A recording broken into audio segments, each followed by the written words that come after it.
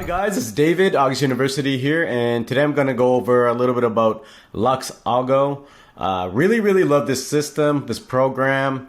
It's essentially an application you can use for your trading. So if you're into stock market, into cryptocurrency, Forex, whatever you're into when it comes to trading, I'm big into crypto myself and stocks.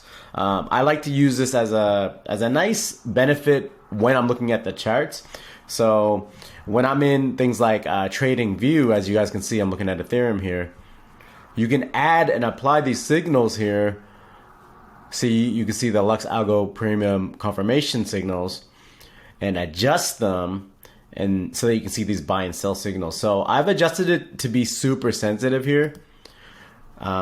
It goes from 1 to 500. So based on the training, the lower the number, the more accurate quick signals are. So if you're more like a day trader, someone that's looking to get in and get out, you want to have it at a lower tolerance for sensitivity. And if you're more of a long trader, like trading over a few days or a day, or rather than every few minutes to an hour, then you want to increase that sensitivity for that longer duration, right?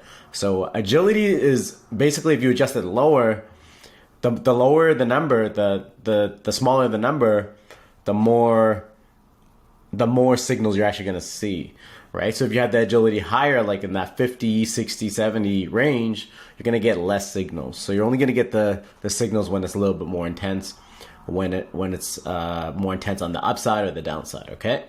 So I really like this for confirmations on whether I should take action on a trade or not. So it's almost like cheating in a way. I don't recommend you go to a T exactly to follow the exact sell signal to what you're buying or selling, but you can use it to help you, okay? So as you can see, this is Ethereum. If you take a look back here, this is the 15-minute time frame here. So since my sensitivity is pretty high, at these little tops here, it's going to say sell, right? And at the bottoms, it's going to say buy. So do I recommend you put that sensitivity all the way to the lowest point? Not really, unless you're really trying to get in and out. So at this point, let's say you bought in at 1566 here, okay?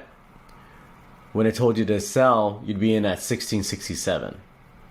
So that's about a $100 profit on Ethereum right there, right? So if you sold here, right? It says strong, as in there's a strong buy, but it didn't tell you necessarily to buy yet. So, unless it's very secure movement, right? Then it's gonna say buy or sell. So you can also adjust the sensitivity here. So I'm just gonna move this.